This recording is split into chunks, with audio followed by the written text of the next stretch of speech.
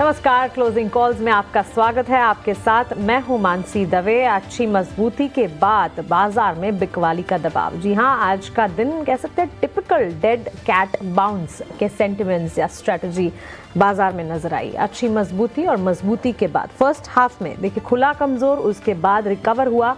Recover होने के बाद सेकेंड हाफ आते आते बाजार में गिरावट। निफ्टी अगर देखेंगे 24,140 के इर्द गिर्द इस वक्त ट्रेड करता हुआ। बिकवाली का दबाव। बैंक निफ्टी में मजबूती कहां से आ रही है? निजी क्षेत्र के जो बैंक है वहां अच्छा खासा एक्शन है, जिसके चलते बैंक निफ्टी की मजबूती अब भी कायम है। आईटी सेक्टर एकमात्र सेक्टर है। निफ्टी आईटी इंडेक्स आपके स्क्रीन पर है। करीब 532 अंकों की मजबूती यहां पर नजर आएगी।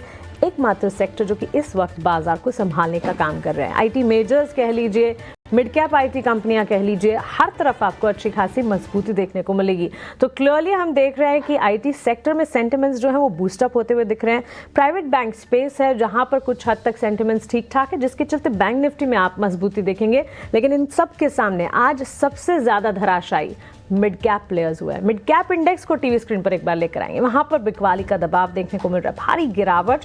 और मिड कैप में जहां हम लगातार कहते हैं कि ब्रॉडर मार्केट्स पर नजर होनी चाहिए, स्टॉक स्पेसिफिक मौके वहां पर मिलेंगे। आज गिरावट मिड कैप स्मॉल कैप में ज्यादा हावी होती हुई दिखती है। करीब 200 अंकों की गिरावट स्मॉल कैप इंडेक्स में देखेंगे। मिड कैप भी अपने दिन के निचले स्तरों पर ट्रेड करता हुआ। तो क्लियरली स्टॉक स्पेसिफिक एक्शन अगर आप देखेंगे ब्रॉडर मार्केट से बिल्कुल नहीं आ रहा है। बाजार को आईटी बैंक संभाल रहे हैं और इस वक्त बाजार में एक रैली आने के बाद हमने देखा वही प्रॉब्लम जो है फिर से नजर आई, जो कि पिछले 4-5 हफ्तों से जो तकलीफ के साथ हम जूझ रहे हैं कि बाजार संभलता है लेकिन कुछ वक्त तक कॉन्फिडेंस बिल्कुल नहीं है और वहां से गिरावट। क्लोजिंग कॉल को आगे बढ़ाते हैं। बाजार के सेंटिमेंट्स तो हम जान ही रहे हैं, बड़ी बातें आपकी स्क्रीन पर लाते हैं और आज ऑन द शो आपके लिए अगले 1 घंटे के लिए क्या कुछ लेकर आएंगे वो भी बताते हैं। कुछ चुनिंदा नतीजे भी आना शुरू हो चुके हैं, नंबर्स पर भी फोकस रहेगा। बाजार के डाउनफॉल पर लगातार हम बातचीत कर रहे हैं। अभी थोड़ी देर में हमारी एक्सपर्ट्स की पैनल हमारे साथ जुड़ जाएगी, तो ऑन द शो आपको बता देते हैं 2:35 पर क्लोजिंग ट्रेड्स हमारे एक्सपर्ट्स की पैनल से जानेंगे कि इस बाजार में सेंटिमेंट्स कैसे नजर आ रहे हैं, मार्केट पर स्ट्रैटेजी क्या बन रही है और उनके टॉप ट्रेड्स इस वक्त क्या बनते हैं। इसके अलावा 2:50 पर ऑप्शन के चैंपियन हमारा एक खास सेगमेंट आपके लिए लेकर आएंगे, जहां पर ऑप्शन की एक दमदार रणनीति आपके सामने रखी जाएगी। आखिरी आधे घंटे के लिए आपकी स्ट्रैटेजी क्या होनी चाहिए बताने के लिए मार्केट एट 3 बजे आपके लिए बीटीएसटी एसटीबीटी ट्रेड हमारे एक्सपर्ट से 3:15 बजे समझने की कोशिश करेंगे और समझने की कोशिश करेंगे कि उन स्तरों पर क्या कहीं पर कोई मौके बनते दिख रहे हैं, बाई साइड या सेल साइड।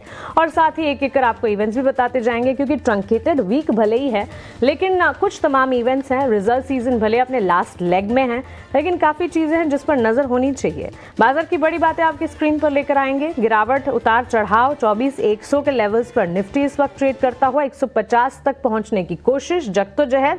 बैंक निफ्टी में 270 अंकों की मजबूत 51,800 52,000 के स्तर हमने देखे थे, वहां से गिरावट है 51,800 के स्तर पर इस वक्त ट्रेड करता हुआ। जैसे कि मैंने बताया आईटी सेक्टर में हम देख रहे हैं अच्छा एक्शन।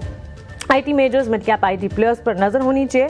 एशियन पेंट्स के स्टॉक प्राइस में करीब 8% की गिरावट है। निफ्टी का टॉप लूजर ये साबित होता हुआ दिख रहा है और हो भी क्यों ना न्यूज बेस्ड इंपैक्ट यहां पर क्लियरली बनता हुआ। कमजोर नतीजों से एशियन पेंट्स का शेयर ये टूटता हुआ नजर आया है। दूसरी तिमाही में कंपनी का मुनाफा 42% घटा। नतीजों के बाद आरती इंडस्ट्रीज के शेयर में भी 8% की गिरावट। और कंजम्पशन थीम पे हम आपको बता रहे हैं, नतीजों से पहले ब्रिटानिया के स्टॉक प्राइस में करीब 6% की गिरावट देखने को मिल रही है। नतीजों से ठीक ठाक एक्सपेक्टेशन है। बुलेटिन में आगे आपको बताएंगे एक्सपेक्टेशंस और नतीजों से अनुमान क्या लगाने हैं, लेकिन इस वक्त नतीजों से ठीक पहले ब्रिटानिया के स्टॉक प्राइस में एक कॉशियस ट्रेंड देखने को मिल रहा है। चलिए आगे बढ़ते हैं और हमारे साथ हमारी एक्सपर्ट की पैनल एक एक कर जुड़ रही हैं। उनका स्वागत करते हैं, उनसे बातचीत करते हैं, उनसे समझने की कोशिश करते हैं कि इन सेंटिमेंट्स में बाजार में किया क्या जाए। ध्वनि पटेल है हमारे साथ। ध्वनि, गुड आफ्टरनून, स्वागत है आपका 18 आवर स्वदेश पर अपना समय देने के लिए शुक्रिया। वीक टेक्सचर हो चुका है बाजार का और लगातार दिन ब दिन हम देखते हैं कि बाजार संभलने की भले ही कितनी भी कोशिश करें, वहां से फिर से गिरावट हावी होती है। कैसे देख रहे हैं मार्केट को आप इस वक्त? स्ट्रैटेजी क्या बिल्टअप कर रही हैं और स्टॉक्स कौन से आपके रेडार पर? Good afternoon. Good afternoon Mansi. जैसा कि हमने आज के दिन में करीब 11 बजे आपके चैनल पे जुड़े थे, तब भी डिस्कस करा था कि मार्केट के अंदर कॉन्फिडेंस जो है वो मुझे यहाँ पे मिसिंग सा दिख रहा है। और वहां पे हमने बैंक निफ्टी में प्रॉफिट बुकिंग की भी सलाह दी थी, अगर किसी की लॉन्ग साइड की पोजीशंस है तो उन्हीं वहां पे उसी कमेंट्री के साथ मैं आगे बढ़ना चाहूंगी, क्योंकि ओवरऑल निफ्टी के अंदर आप देखें तो अभी वापस से एक बाइंग का रुझान देखने को मिल रहा है, बट ओवरऑल स्ट्रेंथ जो है वो यहाँ पे मिसिंग सी देखने को मिल रही है। अगर आप एडवांस डिक्लाइन भी देखें तो निफ्टी के अंदर करीब 1800 स्टॉक्स यहाँ पे डिक्लाइनिंग साइड पे है, जबकि एडवांसेस में करीब आपको 850 के करीब स्टॉक एडवांसेस साइड पे देखने को मिल रहे हैं। तो एडवांस डिक्लाइन रेशियो भी यहाँ पे जो है वो आपको डिक्लाइंस की फेवर में यहाँ पे ज्यादा देखने को मिल रहा है। तो कॉन्फिडेंस ओवरऑल यहाँ पे मार्केट में मिसिंग है। लेवल स्पेसिफिक अगर आपको निफ्टी में ध्यान रखना है तो ऊपर की तरफ में 24,350 24,400 लेवल्स क्रॉस करने के बाद निफ्टी के अंदर कोई भी एक फर्दर आपको conviction on the by side बनता हुआ देखने को मिल सकता है। बट नीचे के तरफ में जैसे ही 24,080 का लेवल हम ब्रेक करते हैं तो 23,850 का लेवल है उसको हम वापस से रीटेस्ट करेंगे। तो निफ्टी के अंदर यहाँ पे कॉशियस व्यू बनता है, सेल ऑन राइज की रणनीति के साथ आपको इसके अंदर ट्रेड करना है। बैंक निफ्टी के अंदर भी लेवल्स उसी हिसाब से है, डेज हाई से अभी हम नीचे आ चुके हैं। वहां पे अगर आप देखें तो डेफिनेटली निफ्टी के साथ बैंक निफ्टी भी इन टैंडम अभी थोड़ा सा वापस से एक बाइंग इंटरेस्ट दिखा रहा है, बट सस्टेनेबिलिटी इसके अंदर भी एक बहुत ही बड़ा क्वेश्चन बनता है। ऊपर की तरफ बहुत इंपॉर्टेंट होगा बैंक निफ्टी के लिए 52,200 की लेवल्स के ऊपर क्लोजिंग बेसिस पे यहाँ पे सस्टेन करना, उसके बाद आप इसके अंदर फर्दर बाइंग इंटरेस्ट जो है वो बनता हुआ देखने को मिल सकता है। बट जब तक ये लेवल्स ऊपर की तरफ रेजिस्टेंस की तरह काम कर रहे हैं तो आपको वहां पर ज्यादा एक बाइंग इंटरेस्ट कन्विक्शन के साथ बनता हुआ नहीं देखने को मिलेगा। नीचे की तरफ में बैंक निफ्टी में जो लेवल ध्यान में रखना है वो 51,500 का है। सो ऊपर की तरफ 52,200 और नीचे 51,500, इसी रेंज के बीच में आपको बैंक निफ्टी भी देखने को मिलेगा। ठीक है, ये मोटा मोटी इंडेक्स पे व्यू धोनी पटेल ने आपको अपना दे दिया। अब जरा स्टॉक स्पेसिफिक हो जाते हैं। श्रीकांत चौहान मेरे को स्क्रीन पे दिख रहे हैं। श्रीकांत, आपका बहुत शुक्रिया, थैंक यू वेरी मच समय देने के लिए। धोनी, आपका भी शुक्रिया। पहले श्रीकांत आपसे शुरू करूंगा, आपके ट्रेड आज के क्लोजिंग के कौन से सौदे हैं? बाय द वे काफ़ी स्मार्ट लग रहे हैं सर आज आप।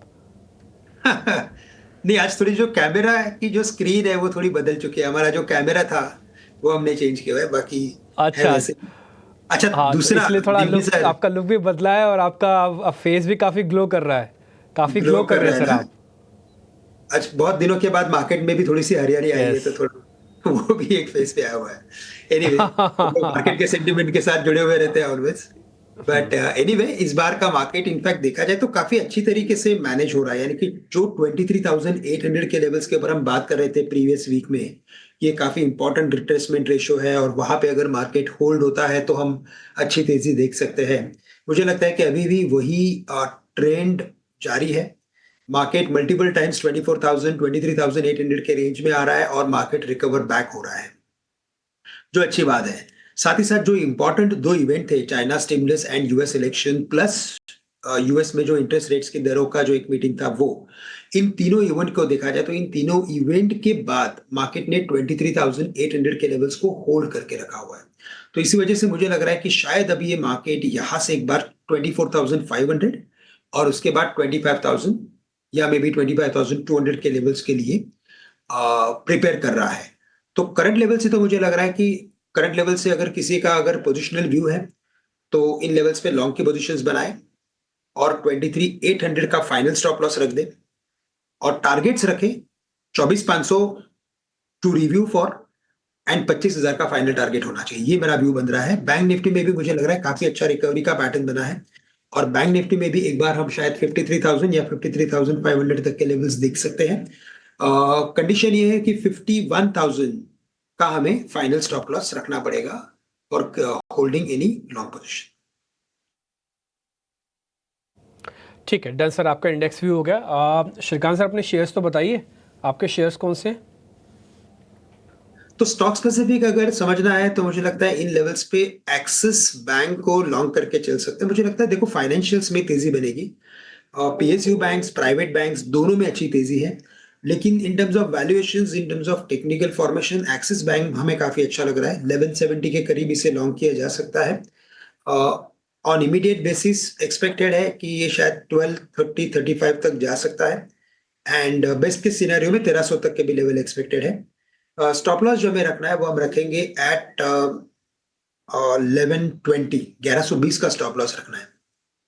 साथ ही साथ मुझे लगता है कि भारत इलेक्ट्रॉनिक्स यहाँ पे कुछ तेजी का ट्रेड लिया जा सकता है। 301 302 के करीब ट्रेड कर रहा है। यहाँ पे 320 325 ये 2 टारगेट्स नजर आते हैं एंड 294 का स्टॉप लॉस हमें यहाँ पे रखना है। हमें लगता है कि आईटी, बैंक्स, डिफेंस, इन तीनों में अच्छा खासा मोमेंटम बना हुआ है।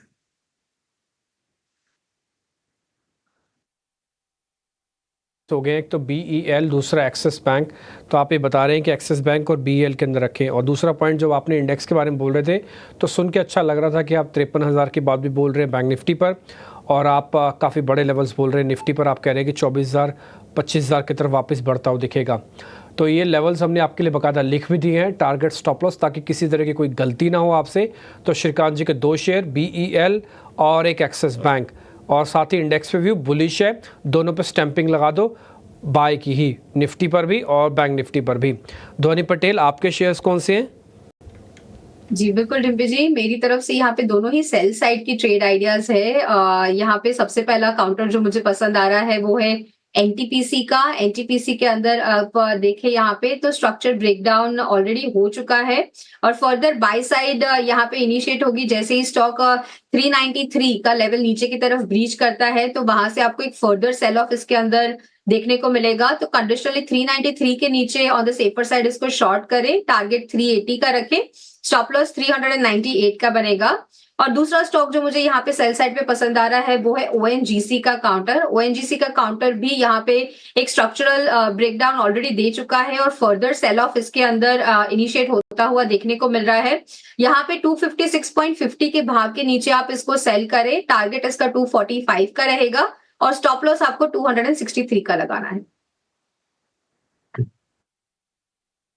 तो आपके दोनों के दोनों शेयर्स हो गए हैं सेल के, और श्रीकांत सर ने दोनों के दोनों शेयर्स दिए बाय के। यही खूबसूरती है मार्केट की, सेम मार्केट है, देखने वालों को मंदी भी दिख रही है और देखने वालों को तेज़ी भी दिख रही है, और आपका बेनिफिट सब कुछ है। अब आपके पास 2 ट्रेड मंदी के आ गए, 2 ट्रेड तेज़ी के आ गए, NTPC, ONGC। अच्छा, एक और चीज़, सर ने आपको एक्सिस बैंक प्लस करवाया, BEL प्लस करवाया, ध्वनि पटेल ने NTPC शॉर्ट, ONGC शॉर्ट। इसमें से कोई भी ऑप्शंस का ट्रेड अब अपने आप से मत लेना। ये जो भी ट्रेड हैं सारे के सारे फ्यूचर्स या फिर कैश के अकॉर्डिंग दिए गए ट्रेड हैं, इसमें ऑप्शंस के एक्सपेरिमेंट मत करना, क्योंकि ऑप्शंस में टाइम वैल्यू लगी होती है, गल जाएंगी, वैसे भी ये छोटा हफ्ता है, ठीक है। तो थोड़ा सा देख के चलिएगा। तो NTPC, ONGC शॉर्ट हो गए और एक्सिस बैंक और BEL लॉन्ग हो गया। ये सभी ट्रेड हैं। आज के बैंक निफ्टी के अंदर काफ़ी बड़ा रोल HDFC ने भी अपनाया हुआ है, लेकिन HDFC जिस जगह पर आके रुका है यहाँ से पहले भी रिवर्सल कर चुका है।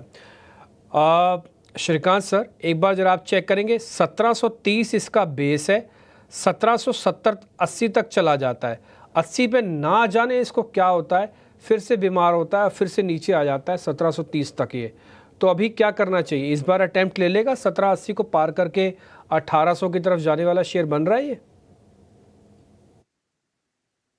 जी बिल्कुल, आपने बिल्कुल सही कहा कि 1780, 1775 के आसपास जाता है, 90 के आसपास जाता है। वैसे ही इसमें एक अच्छा ब्रेक लगता है, स्टॉक नीचे आता है, और उसका रीजन यही है कि इसमें जो टेक्निकल फॉर्मेशन डेवलप हो रहा है वो यही है कि इसमें डबल टॉप जैसा फॉर्मेशन बना था व्हेन इट वाज अराउंड 1790।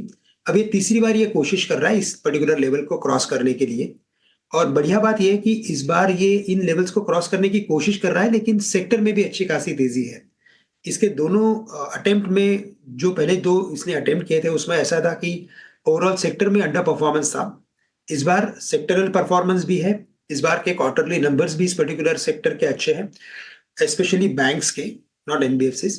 तो हमें लगता है कि इस बार अभी तो इसने पॉज लिया हुआ है क्योंकि काफी बड़ा लेवल है और मार्केट भी अपने इंपॉर्टेंट लेवल्स पे जाके रुका हुआ है।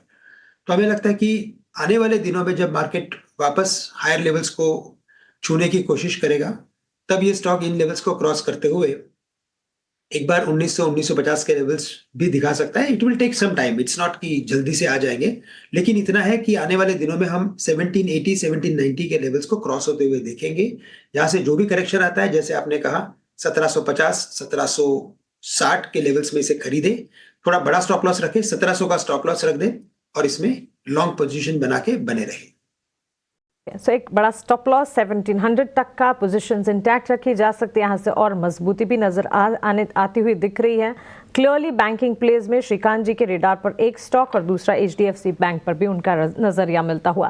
लेकिन चलिए, हमारे साथ अब हमारे फंडामेंटल एक्सपर्ट भी जुड़ गए हैं। उनसे बाजार का outlook overall on a long term play कैसा नजर आ रहा है, पर्टिकुलरली स्टॉक स्पेसिफिक और साथ ही सेक्टर स्पेसिफिक समझते हैं। राजेश अग्रवाल हमारे साथ जुड़ गए हैं। राजेश जी, गुड आफ्टरनून, स्वागत है आपका 18 आवर स्वदेश पर। आज के सत्र को अगर देखेंगे तो बाजार में हमने क्लियरली देखा कि एक रिकवरी अटेम्प्ट और उसके बाद गिरावट, जो कि लगातार कह सकते हैं कि लार्ज ऑफ द डेज की तस्वीर रहती है। लेकिन इस गिरावट में भी IT और बैंकिंग प्लेज हैं जो कि बाजार को संभाले हुए हैं। इन सेक्टर्स पर आपका आउटलुक का कैसा है, यहां से शुरुआत करते हैं। गुड आफ्टरनून, धन्यवाद मुझे बुलाने के लिए, और पैनल में भी जो मित्रगण है सबको नमस्कार। आपने सही कहा, मार्केट में खुला कमजोर, फिर रिकवरी हुई और ऊपर में करीब 100-150 पॉइंट तक की बढ़त देखी और उसके बाद फिर गिरावट देख रहे हैं। ये वॉलेटिलिटी बनी हुई है, लेकिन अच्छी बात यह है कि 23,800 का सपोर्ट हम अभी भी मेंटेन किए हुए हैं, और हमारा ये मानना है कि ऊपर में 24,700, नीचे में 23,800, ये जो लेवल्स है ये बहुत अहम लेवल है। और जब तक इसके बाहर नहीं निकलता है, इस दायरे के बाहर निफ्टी, तो मुझे लगता है कि थोड़ी सी इसी रेंज में घूमता हुआ नजर आएगा। उसके ऊपर अगर जाता है तभी हम कोई 25,000 वगैरह की बात करेंगे, बट इस वक्त यही दायरा नजर आ रहा है। कई चीजें हैं। FII की लगातार बिकवाली, हालांकि FII की लगातार बिकवाली को DI ने अच्छी खासा एब्जॉर्ब किया है, लेकिन फिर भी सेंटिमेंट्स बिगड़े हुए हैं। वैल्यूएशन की अपनी जगह बात है ही। दूसरे अगर आप देखो तो जो भी नतीजे इस वक्त आए दूसरी तिमाही के, खास करके कंजम्पशन रिलेटेड कंपनियों के बेहद खराब आए। फिर वो चाहे गवर्नमेंट केपेक्स नहीं हुआ हो, या फ्लड्स आए हो, या मॉनसून की दिक्कत हो, ये सब दिक्कतों के कारण से कंजम्पशन रिलेटेड स्टॉक्स, फिर वो चाहे FMCG हो, पेंट्स हो, हमने सब जगह देखा अच्छी खासी मार पड़ती हुई। लेकिन इसमें पॉजिटिव बात ये है कि सारी ही मैनेजमेंट ने ये कमेंट्री दी कि सेकेंड हाफ जो है वो बेहतर होता हुआ नजर आएगा। तो मेरे हिसाब से जो भी रिजल्ट्स वगैरह था, अब इस हफ्ते में 2,500 के ऊपर रिजल्ट्स है, लास्ट हफ्ता है रिजल्ट्स का, तो रिजल्ट स्पेसिफिक एक्शन चलता रहेगा।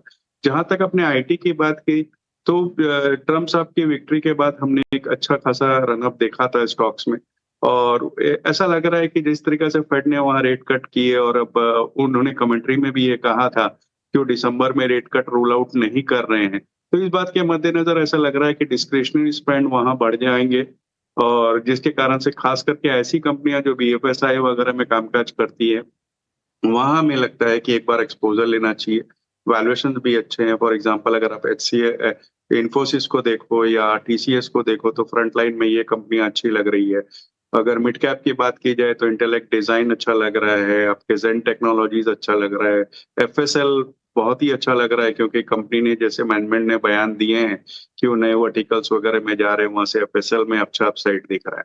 रहा सवाल बैंकिंग का, बैंकिंग में अगर आप देखेंगे तो फ्रंट लाइन की, अगर लार्ज कैप की बात की जाए तो मुझे लगता है HDFC बैंक, जो कि बहुत अंडर परफॉर्म किया है पिछले कई महीनों से, रेदर वहां एक अच्छी अपसाइड हो सकती है अगर कोई 1.5 साल का नजरिया लेके चले। एक तो दुनिया का one of the largest bank है, एसेट क्वालिटी स्टेबल है। दूसरी तिमाही में अगर आप देखेंगे तो डिपॉजिट ग्रोथ अच्छी आई थी, कोर फी इनकम अच्छा आया था, और सबसे अच्छी बात है कि हमें ये लगता है कि आने वाले साल में, अगले साल 80,000 करोड़ के आसपास की ये बॉटम लाइन डिक्लेयर करेगा। और इन सब चीजों के बीच अगर हम देखो तो HDFC बैंक में हम कोई half basis, 5 basis point, 50 basis points की NIMs वगैरह पे ध्यान देते हैं। एसेट क्वालिटी इतनी स्ट्रांग है, आगे जाते हुए ये बहुत अच्छे रिटर्न दे सकते हैं। मिड कैप की बात की जाए तो बैंक ऑफ महाराष्ट्र ने लगातार तिमाही दर तिमाही अच्छे नतीजे दिए हैं, वहां पे ध्यान देना चाहिए। तो ये कुछ एक पिक्स है जो हमने हमारे क्लाइंटों को रिकमेंड करी हुई है। एब्सोल्युटली। तो चलिए, फंडामेंटल आउटलुक ओवरऑल मार्केट और साथ ही पर्टिकुलरली बैंकिंग और टेक्नोलॉजी स्पेस पर, लेकिन इस बीच कई सारे आप टिकर देख रहे हैं, कई सारी खबरें देख रहे हैं आपके टीवी स्क्रीन पर। एक्साइड इंडस्ट्रीज के कॉन कॉल की अपडेट्स लगातार आपके स्क्रीन पर आप देख रहे थे। इस वक्त अक्टूबर में SIP रिकॉर्ड ऊंचाई पर, यह ताज़ा खबर। अक्टूबर में SIP इनफ्लो 25,323 करोड़ पर जाता हुआ दिखा। ये 24,509 से बढ़ा है, 24,509 करोड़ से बढ़कर 25,323 crore per month on month basis पर SIP इनफ्लो के आंकड़े रिकॉर्ड ऊंचाई पर इस वक्त बनते हुए दिख रहे हैं। सो क्लियरली बाजार के हालात सेंटिमेंट्स भले ही खराब हो, लेकिन कह सकते हैं कि ओवरऑल पर्सपेक्टिव अगर देखें तो लोगों का अब भी एसआईपी में और इन्वेस्टमेंट में भरोसा लगातार कायम है। चलिए हमारी पैनल पर हमारे एक और एक्सपर्ट जुड़े, उनका भी स्वागत करते हैं। नीलेश जैन है सेंट्रम ब्रोकिंग से। Nilesh, good afternoon, thanks for giving your time. Market में हम देख रहे हैं कमजोरी हावी होती हुई, बाजार खुले उसके बाद संभले और अब वापस से हम देख रहे हैं डाउन ट्रेंड। लेकिन ताज़ा अक्टूबर एसआईपी डेटा भी आपने सुने होंगे, जो मैं बता रही थी, रिकॉर्ड ऊंचाई पर नजर आ रहे हैं। सेंटिमेंट्स एक बार आपके बताइए, मार्केट को लेकर सेंस क्या बन रहा है? इस ताज़ा खबर पर भी कोई अपडेट अगर आप अपना आउटलुक देना चाहें और आपके ट्रेडिंग आइडियाज भी बताइए।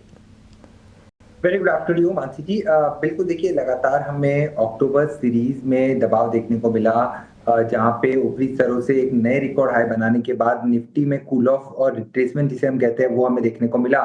तो इसके चलते जो रोल ओवर डेटा थे वो भी कहीं ना कहीं थोड़े से स्लगिश साइड में हमें देखने को मिले। Lower roll over data compare to इस 3 मंथ्स एवरेज निफ्टी और बैंक निफ्टी की अगर हम बात करें तो वहां पे तो क्लियरली अगर हम पोजीशन रोल ओवर की बात करें तो कहीं ना कहीं एक कॉशियस अप्रोच यहाँ पे मार्केट ने रखा है, इन्वेस्टर यहाँ पे रखते हुए नजर आ रहे हैं। नो डाउट एक नए रिकॉर्ड जिसका आपने जिक्र किया एसआईपी फ्लोज में देखने को मिल रहा है, तो एक मेजर अंडरटोन जिसे हम कहते हैं वो अभी भी पॉजिटिव साइड में बना हुआ है। एक शॉर्ट टर्म इम्पैक्ट, जो नीजक इम्पैक्ट है वो हम फिलहाल मार्केट में देख रहे हैं। हो सकता है ये टाइम वाइज करेक्शन जो हमें देखने को मिल रहा है वो यहाँ से और कंटिन्यू होता हुआ नजर आए, बट फोकस करके चलना होगा यहाँ पे sectors and stock specific action पर, क्योंकि वहां पर मोमेंटम हमें कंटिन्यू होता हुआ नजर आ रहा है। तो शायद स्टॉक स्पेसिफिक यहाँ पर अगर हम अप्रोच रखें तो कुछ एक चुनिंदा स्टॉक है जहाँ पे हम खरीदारी की सलाह दे रहे हैं। सबसे पहले IT space as a whole, हमें ऐसा लग रहा है कि निफ्टी आईटी इंडेक्स यहाँ से एक नए रिकॉर्ड हाई की तरफ बढ़ता हुआ नजर आ रहा है, तो आईटी इंडेक्स हमें पसंद आ रहा है। With in this space HCL technology हमारी एक प्रिफर्ड बेट है। लगातार यहाँ पे एक स्ट्रेंथ हमें देखने को मिली है। बाजार के गिरावट के विपरीत इस पर्टिकुलर काउंटर ने आउट परफॉर्म किया है। अब हमें यहाँ से इस पर्टिकुलर स्टॉक में 1925 के टारगेट नजर आ रहे हैं, तो कोई भी डिप मिले तो खरीदारी के तौर पर लेने की सलाह होगी। स्टॉप लॉस रखना होगा 1841 का। इसके अलावा कंजम्पशन स्पेस में से यूनाइटेड स्पिरिट ये एक पर्टिकुलर स्टॉक है जहां पे ग्रेजुअल डिक्लाइन के बाद आज रिवर्सल इंडिकेशन हमें आते हुए नजर आ रहे हैं, तो यहाँ पे फिर से बिल्डअप होते हुए नजर आ रहे हैं डेरिवेटिव फ्रंट पे। तो ये जो मूव है रिबाउंड होने के बाद एक्सटेंड होता हुआ नजर आ सकता है। यूनाइटेड स्पिरिट में ऊपरी स्तर पर 1520 तक के शॉर्ट टर्म टारगेट को ध्यान में रख के खरीदारी करके चल सकते हैं। 1450 का स्टॉप लॉस रखना होगा। एब्सोल्युटली, तो क्लियरली हम यहाँ देख रहे हैं टेक्नोलॉजी स्पेस और साथ ही बैंकिंग प्लेयर्स है जहाँ पर लगातार भरोसा कायम है। श्रीकांत जी, good afternoon.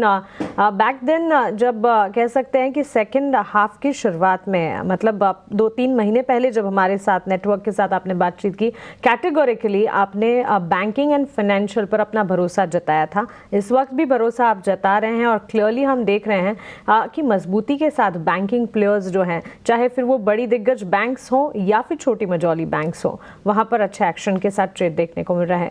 A question to you would be कि मिड कैप प्लेयर्स में जहां हम आज उठापटक देख रहे हैं, क्या मिड कैप में चुनिंदा बैंकिंग प्लेयर्स हैं जिस पर नजर होनी चाहिए और एंट्री पॉइंट अपॉर्चुनिटीज इस वक्त बनते हुए दिख रहे हैं?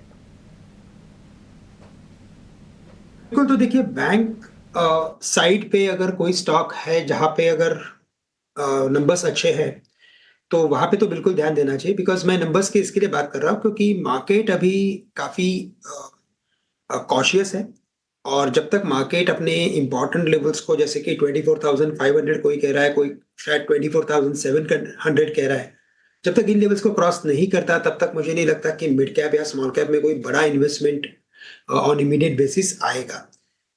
तो इसी वजह से मुझे लगता है कि यस, मिड कैप में भी हमें कुछ एक स्टॉक्स बिल्कुल नजर आते हैं, जैसे कि फेडरल बैंक है जो 208-207 के करीब ट्रेड कर रहा है।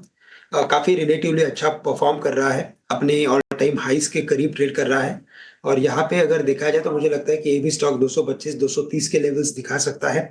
साथ ही साथ बीएफएसआई में से कुछ हाउसिंग फाइनेंस कंपनीज है, आवास है या तो आधार है, यहाँ पे भी हमें लगता है कि मोमेंटम जारी रहेगा। ऐसे कुछ चुनिंदा स्टॉक्स में बिल्कुल मोमेंटम बनेगा जहाँ पे नंबर्स, फंडामेंटल नंबर्स काफी अच्छे आए थे और जहाँ पे रिलेटिव आउट परफॉर्मेंस भी बना है। तो मार्केट कॉशियस है, but at the same time मुझे लगता है कि ओवरऑल स्पेस में एक्सेप्ट माइक्रो फाइनेंस से रिलेटेड जितने कंपनीज हैं उन सभी स्टॉक्स में अच्छा खासा मोमेंटम जारी रहेगा और इन्वेस्टमेंट बेसिस में इसमें और भी फंड्स आते रहेंगे।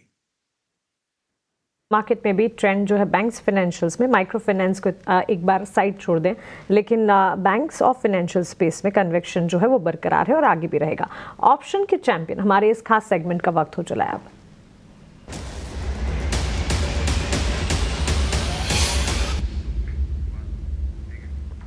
एंजल वन की स्नेहा सेठ अपने दमदार ऑप्शन स्ट्रैटेजी लेकर हमारे साथ जुड़ गए हैं। Sneha, good afternoon. बताइए कौन सी ऑप्शन स्ट्रैटेजी लाई हैं आप आज? Good afternoon Mansi. अगर आप देखें विप्रो ये अकाउंट पर काफी अच्छा स्ट्रेंथ दिखा है रिसेंटली। कंटिन्यूसली डेली चार्ट पे अपने 20 एक्सपोनेंशियल मूविंग एवरेज के ऊपर चल रहा है। ऑप्शंस में हम देख रहे हैं कि 580 के पुट ऑप्शंस में काफी अच्छी राइटिंग आ रही है, विच इज वेरी इंटरेस्टिंग। तो मेरा मानना है यहाँ पे अगर 540 580 ये लेवल्स क्रॉस होता है तो इसमें काफी अच्छी मोमेंटम आ जाएगी। तो आई वुड रिकमेंड कि यहाँ पर कॉल ऑप्शन के थ्रू 590 की जो कॉल है वो बाय करके चले। 7.5 के रेंज में से बाय करना है। स्टॉप लॉस 4.5 का रहेगा और टारगेट इसमें 13 तक के रहेंगे। As per the stop loss maximum risk involve है ये स्ट्रैटेजी में, दैट इज अराउंड 4,500 और प्रॉफिट पोटेंशियल अराउंड 8,200 तक के रहेंगे। स्नेहा, शुक्रिया ये ऑप्शन की स्ट्रैटेजी हमें बताने के लिए। तो क्लियरली ऑप्शन की स्ट्रैटेजी में भी हम देख रहे हैं कि आईटी पैक आईटी सेक्टर जो है वो शामिल है। विप्रो 590 की कॉल खरीदने की राय स्नेहा की तरफ से 7-7.5 रुपए के दाम पर आपको ये मिलेगी। लक्ष्य 13 का सुझा रही हैं और स्टॉप लॉस जो है 4.5 रुपए का यहाँ पर आपको मेंटेन करना होगा। अधिकतम मुनाफा अगर इस कॉल को प्रैक्टिस करते हैं तो 8,200 का हो सकता है और इसके सामने अधिकतम नुकसान जो है 4,500 का यहाँ हो सकता है। एक स्टैंडर्ड डिस्क्लेमर आपकी स्क्रीन पर आ जाएगा। एफएनओ स्ट्रैटेजी या एफएनओ में ट्रेडिंग में 10 में से 9 लोगों को नुकसान होता है। ट्रेडर्स को औसतन 50,000 का नुकसान देना होता है और घाटा होने के बावजूद 28% ट्रांजैक्शन के रूप में देना होता है। वहीं मुनाफा होने पर 15 से 50% ट्रांजैक्शन के रूप में खर्च होता है। तो क्लियरली अपने एडवाइजर्स से जांचें, सलाह करें, उनकी एडवाइस लें, उसके ठीक बाद एफएनओ में कोई भी कॉल्स प्रैक्टिस करें। ये राय हमारी तरफ से, एक्सचेंजेस की तरफ से। छोटे से ब्रेक के लिए हम रुक रहे हैं। ब्रेक के उस पार सवाल जवाब का सिलसिला जारी रहेगा, आप बने रहें।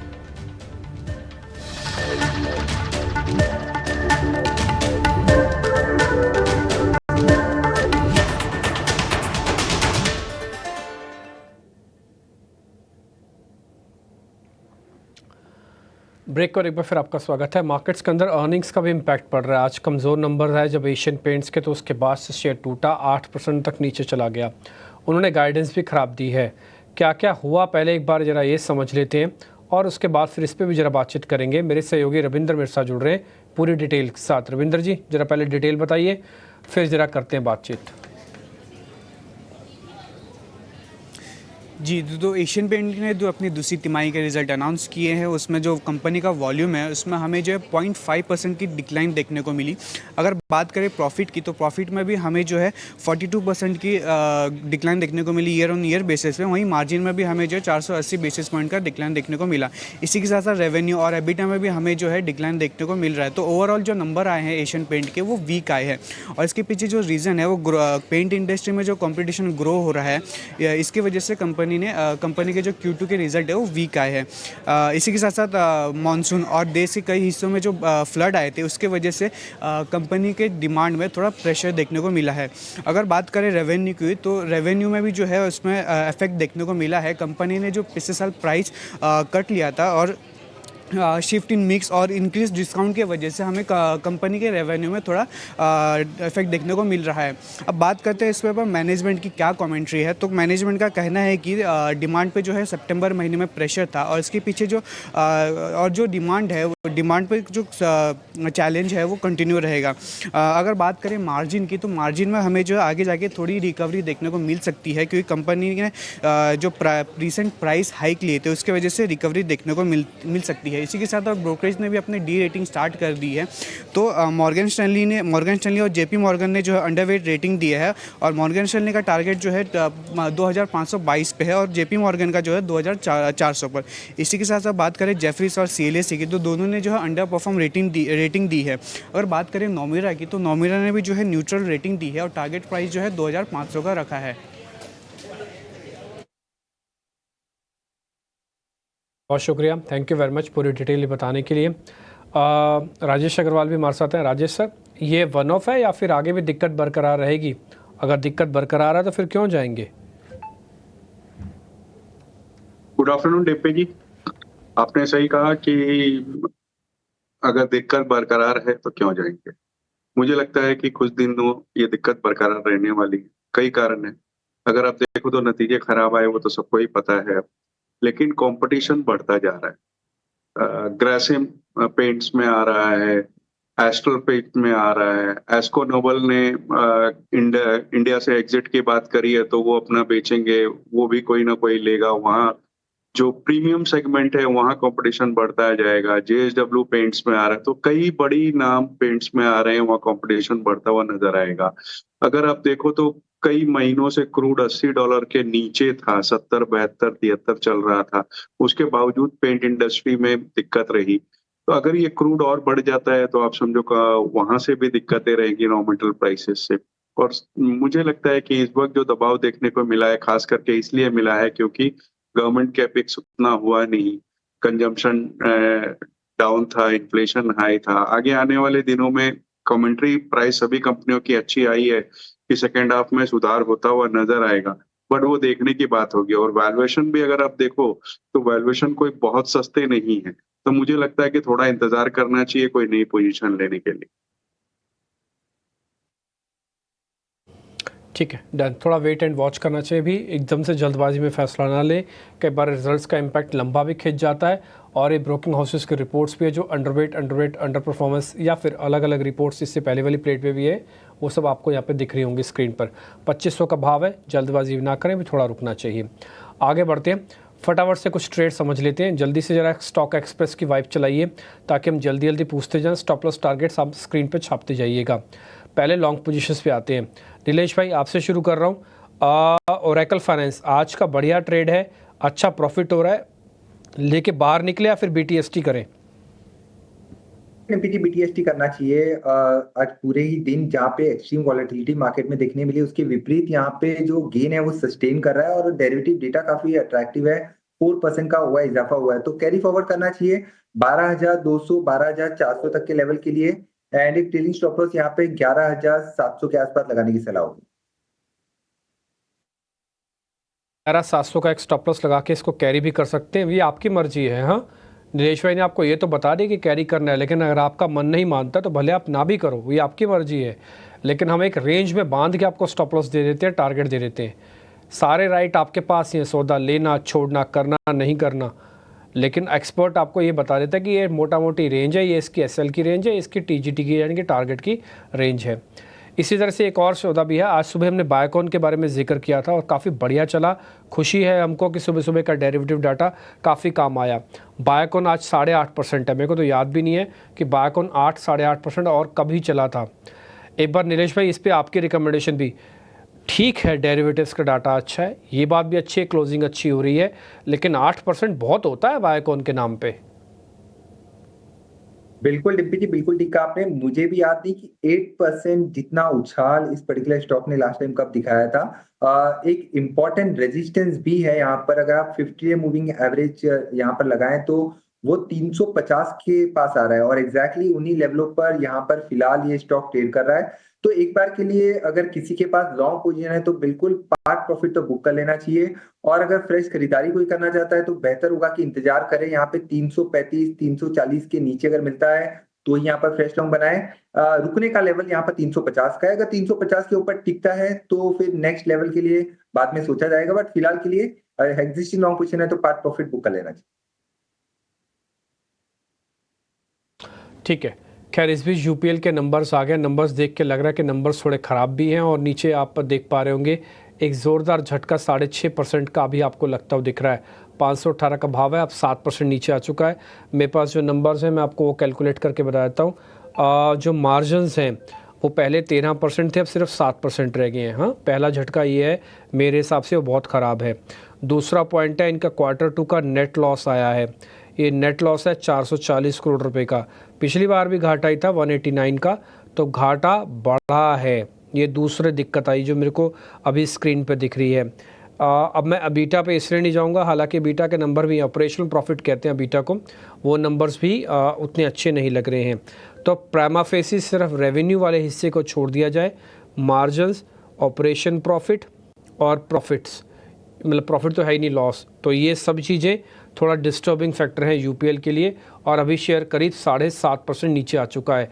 एक काम करते हैं श्रीकांत सर, एक बार जरा चेक करना है कितना वीकनेस और लेके आ सकता है। आपको पता है ना ये पुल बैक वाला ट्रेड बना था, ये 450 475 से चलना शुरू हुआ तो बढ़िया चला, अब वापस आ रहा है सर कितना नीचे आ सकता है? बिल्कुल, तो देखिए डिम्पी जी, अगर इस पर्टिकुलर आज के सेल ऑफ को देखें तो इसने एक ही झटके में अपने प्रीवियस स्विंग लो को तोड़ दिया है। दैट मीन्स कि इतना क्लियर है कि इसमें काफी अच्छी बिकवाली हुई है, वॉल्यूम्स एकदम से बढ़ गए हैं।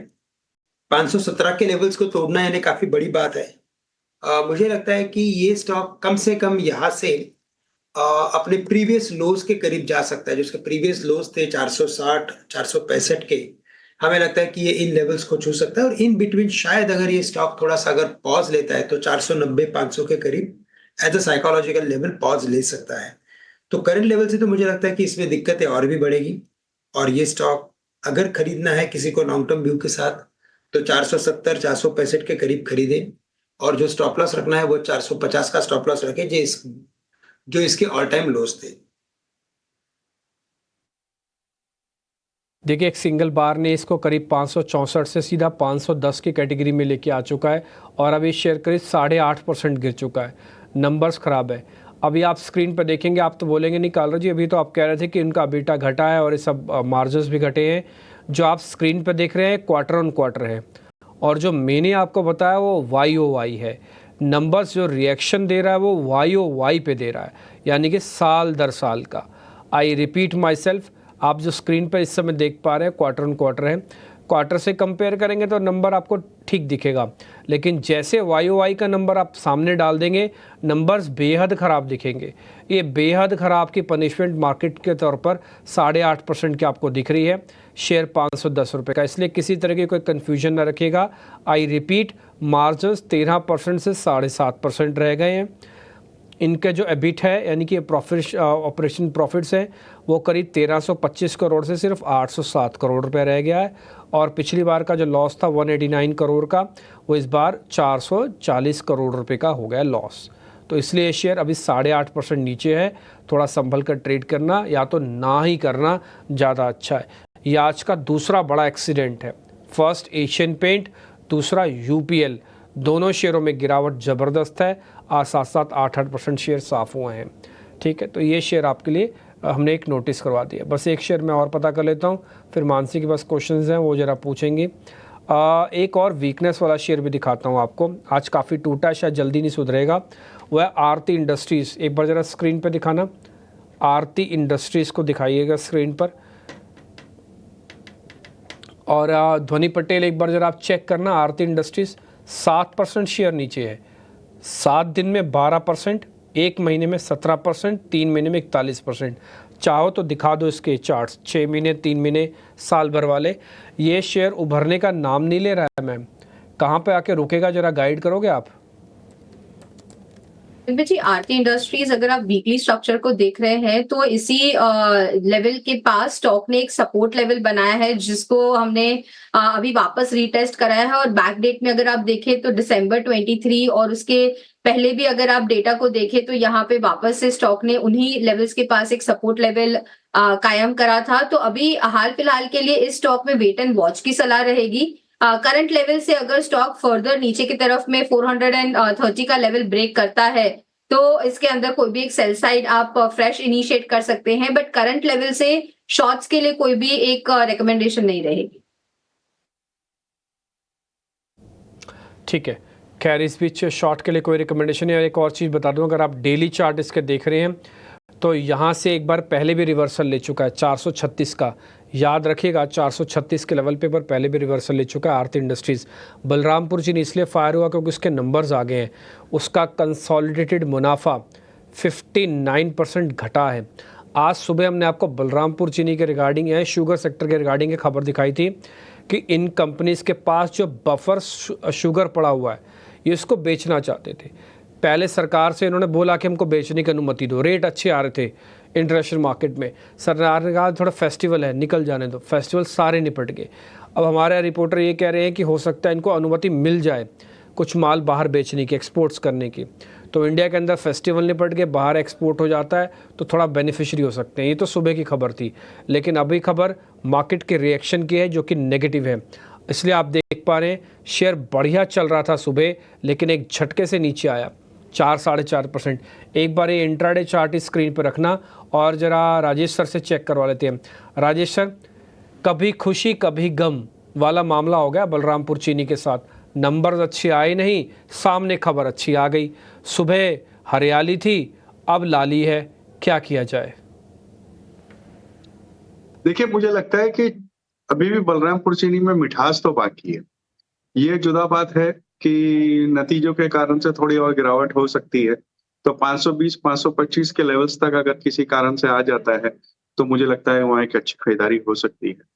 क्योंकि अगर आप देखें तो कंपनी का कामकाज ठीक चल रहा है, अपने सेक्टर की अग्रणी कंपनी है, नए केपेक्स कर रहे हैं, कुछ ऐसे उत्पाद बना रहे हैं जो बायोडिग्रेडेबल हैं। तो इन सारी चीजों के मद्देनजर मुझे लगता है लॉन्ग टर्म के लिए अच्छा हो सकता है। बट चूंकि नतीजे खराब आए हैं तो रिएक्शन में हो सकता है 20-25 रुपए और टूट जाए, तो वहां पे खरीदारी बनती है।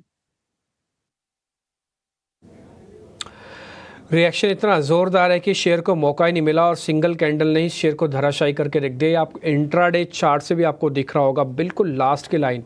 ऐसा नहीं था कि शेयर खराब था, ठीक नंबर से पहले शायद किसी को अनुमान भी नहीं होगा। ये हमने आपके लिए वो कैंडल वाला चार्ट भी लगा दिया। आप देख रहे हो कि सिंगल कैंडल ने ही आज इसकी जितने भी दिन भर की स्ट्रेंथ थी सबको खो दिया और शेयर को 4.5% नीचे आना पड़ा। वजह नंबर्स है, इसलिए संभल कर ट्रेड कीजिए। जिन कंपनीज़ के नंबर्स आने हैं, खासकर कमोडिटीज़ वाले नंबर्स अगर किसी कंपनीज़ के आ रहे हैं तो पहले से ही वॉल्यूम कम कर दो। नहीं हो सकता कम, बोले जी हम पे वॉल्यूम कम नहीं हो सकता, तो फिर एक्सपेरिमेंट मत करना उस शेयर के साथ उस दिन। आज सुबह सुबह अच्छी खबर आई थी तो शेयर गैप के साथ भी खुला, चला भी, लेकिन दोपहर होते होते ख़राब खबर आने से इम्पैक्ट आएगा। राजेश सर ने बता दिया कि आपको भी एक्सपेरिमेंट जल्दी नहीं करना है, जो होल्ड है उसको होल्ड रखो, ये दिन भी निकल जाएंगे। 3 बज चुकी है, इनफैक्ट 3:15 होने को है। गौरव आपको बता देते हैं कि मार्केट्स के 3 बजे तक का एक्शन में क्या क्या हुआ, जरा समझते हैं, फिर मेहमानों से कनेक्ट करेंगे। जी हाँ, तो आज अगर हम बात करें मार्केट एक्शन की तो सबसे पहले बात करते हैं अपोलो हॉस्पिटल्स की। अगर हम नतीजों के देखें तो कहीं पे एक स्ट्रॉन्ग नतीजे हमें देखने को मिले थे, बट उसके बाद अगर हम मैनेजमेंट कमेंट्री को देखें तो वहाँ पे एक बेरिश व्यू हमारे पास आया है। उन्होंने जो ग्रोथ गाइडेंस है उसमें एक घटौती की है। उन्होंने जो ग्रोथ मार्जिन एक्सपेंशन का गाइडेंस था 100 to 150 बेसिस पॉइंट का, वो अभी घटाकर 50 to 60 बेसिस पॉइंट का किया है। इसी के साथ साथ इसी के बाद कहीं पे अगर हम देखें कि मार्केट में भी हमने एक नेगेटिव रिएक्शन दिखा। इसके बाद अगर हम बात करें मारुति की तो वहाँ पे एक अच्छा नज़र रखना ज़रूरी है, क्योंकि नई स्विफ्ट डिज़ायर जो है उन्होंने लॉन्च की है 6.79 लाख में। और अगर हम बात करें सेल्स की तो अब तक 27 लाख यूनिट जो है वो कंपनी ऑलरेडी बीट चुकी है। इसके अलावा अगर हम बात करें बजाज कंज्यूमर्स की तो यहाँ पे हमने एक कमज़ोर नतीजे देखे थे। रेवेन्यू कहीं पे फ्लैट रहा था, बट इसके बाद अगर हम बात करें नेट प्रॉफिट की तो वहाँ पे 15% की एक गिरावट देखने को मिली। और इसी के साथ साथ हमने देखा एक नेगेटिव रिएक्शन हमें मार्केट में भी दिखाया। यूपीएल की अगर बात करें तो जैसे हमने पहले भी देखा, एक जो प्रॉफिटेबिलिटी थी, जो लॉसेस थे वो वाइडन हो चुके हैं। मार्जिन में भी हमें कहीं पे घटावट देखने को मिली और उसके बाद एक शार्प फॉल हमें यूपीएल में भी देखने को मिला था। और आखिर में बात करते हैं आईटीआई की, क्योंकि कंपनी जो है वो लोएस्ट बिडर के रूप में हमें देखने को मिल रही है। 1540 करोड़ का एक ऑर्डर है जहाँ पे कंपनी लोएस्ट बिडर है। और इसी के बाद हमने देखा कि एक अच्छी खासी अपटिक मोमेंटम जो है वो हमें आज के दिन में देखने को मिली थी। तो खबरों के दम पे इन सब स्टॉक्स में आज एक्शन और ट्रैक्शन दोनों देखने को मिला। आगे जाके भी इन सब स्टॉक्स में नजर रखना काफ़ी ज़रूरी रहेगा। ये बात बिल्कुल ठीक आपने कही, एक्शन और अट्रैक्शन दोनों ही सभी खबरों का इम्पैक्ट पे देखने को मिला, कईयों के साथ नेगेटिव और कईयों के साथ पॉजिटिव। छोटा सा ब्रेक हमको भी लेना होगा और एक्शन और अट्रैक्शन दोनों के बारे में चर्चा करेंगे ब्रेक के बाद।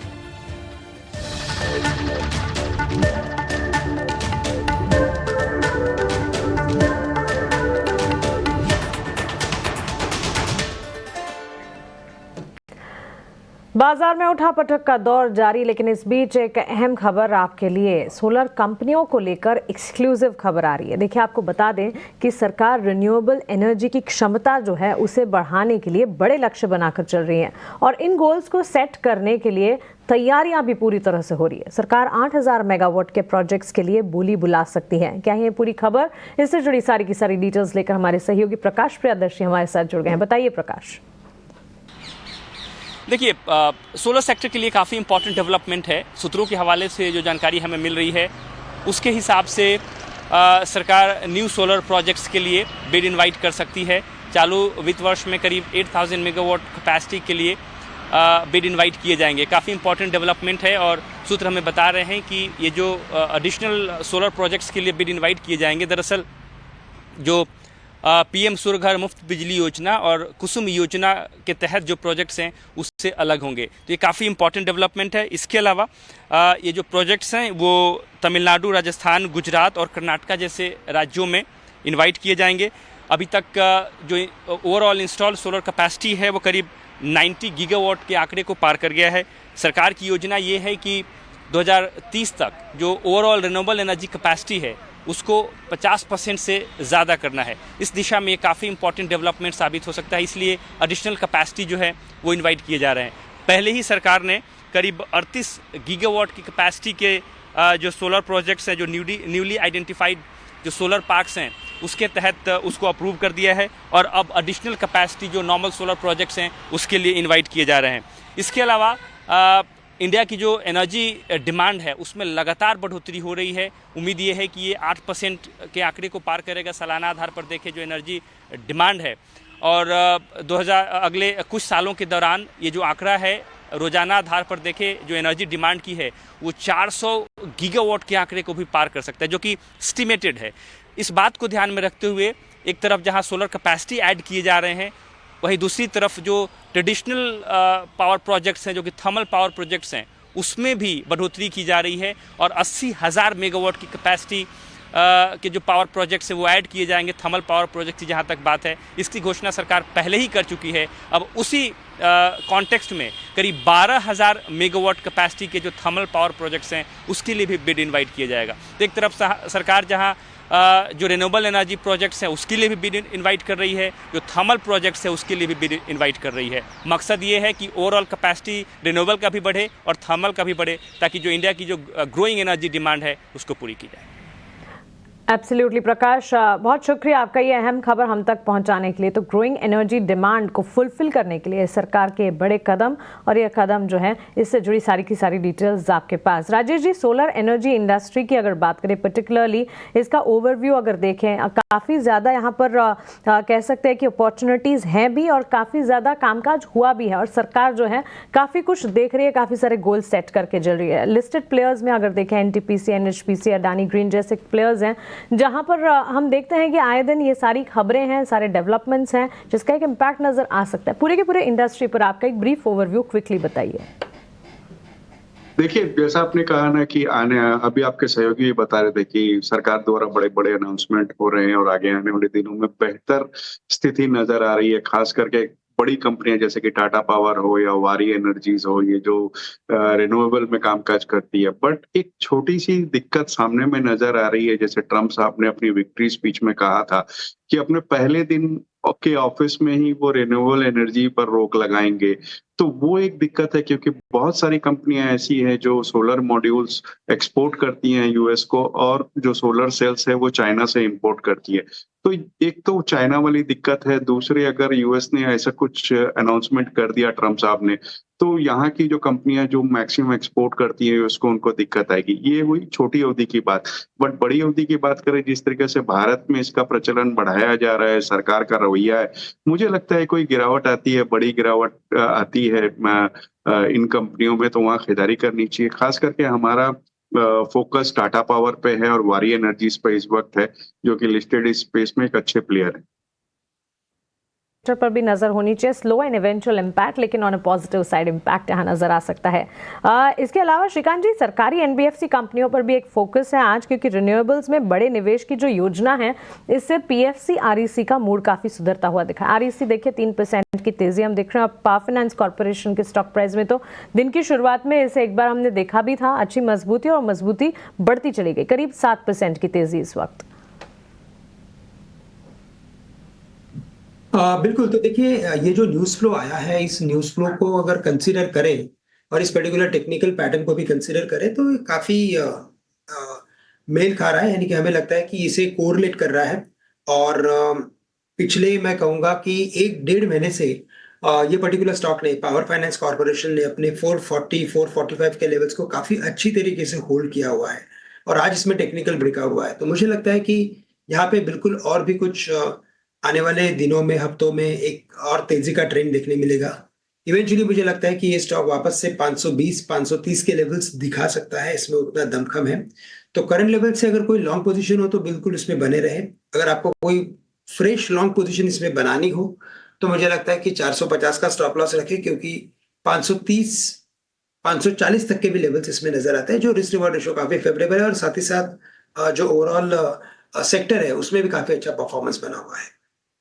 चलिए अब हमारे एक्सपर्ट्स के साथ क्विकली है ना, बाजार बंद होने से ठीक पहले BTST या STBT अगर कोई बनता है तो फिर जान लेते हैं और साथ साथ स्टॉक मूवमेंट भी देख लेते हैं। श्रीकांत जी, आपकी तरफ से ही इस वक्त हम देख रहे हैं ब्रॉडर मार्केट्स में तो डाउनफॉल नजर आ ही रहा है, बाजार संभालने की कोशिश जरूर करते हुए, कोई BTST STBT ट्रेड? बिल्कुल, तो देखिए यहाँ पे टेक्नोलॉजी स्टॉक्स में HCL टेक्नोलॉजीज में हमें लगता है कि कुछ तेजी का ट्रेंड बन सकता है। पिछले कुछ दिनों से जो इसमें एक फॉलिंग ट्रेंड लाइन बनी थी उसका इसने टेक्निकल ब्रेकआउट किया है। करंट लेवल से 1865 1867 में इसे लॉन्ग किया जा सकता है और जो स्टॉप लॉस हमें रखना है वो हम रखेंगे एट 1850 और टारगेट्स नजर आते हैं 1930 के। टेक्नोलॉजीज श्रीकांत जी की तरफ से BTST ट्रेड। नीलेश, आपसे भी जानना चाहेंगे, एक तो ITI पर अपना एक नजरिया बताएं, क्योंकि नए ऑर्डर से ITI के शेयर में 12% की मजबूती है, और साथ ही अगर आपकी तरफ से कोई STBT या BTST ट्रेड हो तो। बिल्कुल मैथी, देखिए स्टॉक काफी स्ट्रॉन्ग अप ट्रेंड में है, लगातार 3-4 कंसेक्यूटिव सेशन से वॉल्यूम्स काफी अच्छे पिकअप हुए हैं ITI में, बट एक काफी बड़ा उछाल पिछले 3 दिनों में हम यहाँ पे ऑलरेडी देख चुके हैं। हो सकता है यहाँ पे एक फॉलोअप मूव और देखने को मिल जाए, but risk and reward favourable नहीं है, यहाँ पर कोई फ्रेश खरीदारी की सलाह नहीं होगी। बेहतर होगा कि फ्रेश खरीदारी के पॉइंट ऑफ व्यू से अवॉइड करें, वेट एंड वॉच करें, थोड़ी सी डिप मिले तो ही ऐड करें। एग्जिस्टिंग लॉन्ग पोजीशन को होल्ड करके चल सकते हैं, 360 380 तक की अपसाइड देखने को मिल सकती है और 300 रुपए का ट्रेलिंग स्टॉप लॉस रखने की सलाह होगी। उसके अलावा देखिए खरीदारी के लिए IT स्पेस हमने ऑलरेडी जिक्र किया, वहां पर आउटलुक थोड़ा पॉजिटिव साइड में है। उसके अलावा जो दूसरा स्पेस पॉजिटिव नजर आ रहा है, इनफैक्ट PSU स्टॉक जिसका आप जिक्र कर रहे थे उसमें से ही REC लिमिटेड थोड़ा सा बेहतर रिवर्सल यहाँ पे देखने को मिल रहा है, तो एक फॉलोअप मूव के लिए इसे लॉन्ग करके चल सकते हैं। 540 और 550 तक की अपसाइड यहाँ पर देखने को मिल सकती है। 515 के स्टॉप लॉस से REC लिमिटेड इस पर्टिकुलर स्टॉक पे नजर रखनी चाहिए। इसके अलावा एक और स्टॉक है जहां पर हम एक्सपेक्ट कर रहे हैं कि यहाँ पे शायद एक फॉलोअप मूव हमें कल के सेशन के लिए देखने को मिले, वो है मन्नापुरम फाइनेंस। यहाँ पर आज एक बुलिश कैंडल फॉर्म हुआ है, शॉर्ट्स कवर होते हुए नजर आ रहे हैं, तो एक फॉलोअप मूव 160 से लेके 162 तक का देखने को मिल सकता है। 151 का स्टॉप लॉस रखिए, मन्नापुरम फाइनेंस पे भी नजर रखे चल सकते हैं। ओके, श्रीकांत, एक absolutely brief outlook info as per आपसे जानना चाहेंगे, मजबूती है स्टॉक में, ब्रोकरेजेस के भी बुलिश रेडार पर? बिल्कुल, तो काफी अच्छा सेटअप है और मल्टीपल टाइम्स 7600 7500 के करीब सपोर्ट लिया है। हमें लगता है कि करंट लेवल से एक पुल बैक देखने मिलेगा और ये पुल बैक 8200 8300 तक के लेवल्स दिखा सकता है। काफी बड़ी इसमें एक एक्टिविटी बनी है, तो करंट लेवल से इसमें कोई लॉन्ग पोजीशन हो तो इसमें बिल्कुल बने रहे और 7800 का स्टॉप लॉस इसमें हम रख सकते हैं। ठीक है, तो आज मार्केट जो इस लेवल पे क्लोज कर रहा है उस लेवल को आप ऐसा भी समझ सकते हैं, ना काहू से दोस्ती ना काहू से बैर वाला बाजार है। दोस्ती इसलिए नहीं हुई क्योंकि ऊपर के लेवल नहीं टिका पाया, बैर इसलिए नहीं हुआ क्योंकि 24,000 के लेवल को तोड़ नहीं पाया। तो 24,000 24,500 के बीच में फंसा हुआ मार्केट है ये और भी जोल्ट करेगा और भी हिलेगा डुलेगा, लेकिन कमज़ोर कड़ी जो होगी मार्केट्स की वो टूटती जाएंगी, जो स्ट्रॉन्ग कड़ी होंगी वो टिकी रहेंगी। देखिए इंडेक्स के अंदर बड़ा पैसा तभी बनेगा जब लेवल्स का ब्रेकआउट या ब्रेकडाउन होगा। ब्रेकआउट हो नहीं रहा, ब्रेकडाउन हो नहीं रहा। आप पुल बैक दिखाते हैं तो पुल बैक स्ट्रॉन्ग नहीं होता, आप नीचे जाते हैं तो तुरंत पुल बैक भी आ जाता है। तो दोनों बात ठीक है, नीचे से पुल बैक भी आ रहा है, ऊपर जाके टिका भी नहीं रहे हैं। तो आप उस रेंज को प्ले करना सीखें तो थोड़ा मज़ा आएगा। और मैं बोलूँगा ये बहुत ही डिसिप्लिन्ड मार्केट है। इस मार्केट के अंदर पैसा कमाना ज़्यादा आसान होता है बजाय लेवल्स तोड़ने वाले मार्केट में। उसमें तो आपको आइडिया नहीं लगता कि कितनी ज़्यादा पावर पीछे से चल रही है, लेकिन जो डिसिप्लिन्ड मार्केट होता है उसमें काफ़ी अच्छा पैसा बनता है। कुछ वैसा ही बाज़ार है। आज अच्छी चीज़ ये है कि 51,800 के आसपास बैंक निफ्टी की क्लोजिंग मिल रही है, जो करीब 250 पॉइंट ऊपर है। बैंक निफ्टी ऑलरेडी भी ठीक है, सुबह हमने आपको चार्ट के जरिए भी बताया था कि किस तरह से इसका साइडवेज कंसोलिडेशन है और निफ्टी किस तरह से वीक हैंड्स पे पड़ा हुआ है। तो ये सुबह आपको फिर से चार्ट दिखाएंगे, इसलिए कल सुबह भी हमारे साथ जुड़िएगा। आपको चार्ट, डेरिवेटिव्स डाटा, FIs की होल्डिंग, शायद ही कोई ऐसा एंगल होता होगा मार्केट का जिसको हम पढ़ के समझ के आपके सामने ना रखते हो। सारी बातें वो सब कुछ आपके सामने कल फिर से रखेंगे। 700 शेयर आज एडवांसेस के साथ है, 1800 शेयर आज डिक्लाइंस के साथ है। ये एडवांस डिक्लाइन की रेशो अभी नहीं बिगड़ी, ये तो सुबह 11 बजे ही ख़राब हो गई थी जब NSE और BSE के शेयर गिरने वाले ज़्यादा हो गए थे। सिर्फ फ्यूचर्स के ही शेयर्स की वजह से मार्केट आपको हरे निशान में दिख रहा था। अब धीरे धीरे करके फ्यूचर्स के शेयर भी संख्या उनकी भी बढ़ गई। अदरवाइज़ ये तो 11 बजे एडवांस डिक्लाइन अगर आप चेक करना चाहें तो पीछे हिस्ट्री में भी जाके चेक कर सकते हैं। दूसरा पॉइंट, आज HDFC ने योगदान तो दिया लेकिन इसकी प्रॉब्लम वही 1775-80 से शुरू होती है, रुक गया। रिलायंस ने सुबह हेल्प की लेकिन अभी ख़त्म हो गया, 10 रुपये ये भी नीचे जाके बंद हो रहा है। बड़े शेयरों में जो IT का रोल चाहिए वो अभी भी उस लिहाज से नहीं आ रहा। तो आज मार्केट के अंदर स्टॉक स्पेसिफिक काम हुआ। अर्निंग्स पे आप देख ही रहे होंगे, 2 अर्निंग्स मैंने इसी कार्यक्रम में ली। बलरामपुर चीनी आया इसी कार्यक्रम में और दूसरे एक और कंपनी है, दोनों के अंदर UPL, उन दोनों के अंदर ज़ोर से पिटाई हुई और आपके सामने है। ये मार्केट आपको बहुत ज़ोर से पनिशमेंट देगा अगर आप अच्छे नंबर्स नहीं लाओगे। अच्छे नंबर्स लाओगे तो आपको फ्लैट रखेगा या तो आपको हरे निशान में रखेगा। तो ये थोड़ा सा मार्केट का नेचर इस समय ऐसा ही है कि अच्छे नंबर्स की रिक्वायरमेंट है। आज पावर वाली कंपनीज के लिए दिन ठीक था, पावर ग्रिड, REC, PFC ये सभी शेयर्स ठीक थे। इन्फोसिस, TCS और टेक महिंद्रा ने कोशिश की है कि अपना 1% दे के IT की और IT के साथ निफ्टी की कुछ इम्पोर्टेंस को बनाए रखा जाए, तो उन्होंने आज योगदान दिया है। आज जिस शेयर ने साल का हाई टेस्ट किया वो था विप्रो। इसके अलावा आज जो शेयर टूटे उसमें ब्रिटानिया, एशियन पेंट, अपोलो हॉस्पिटल जैसे शेयर्स थे जिनकी आज जमकर पिटाई हुई। नीलेशन बहुत शुक्रिया, थैंक यू वेरी मच समय देने के लिए।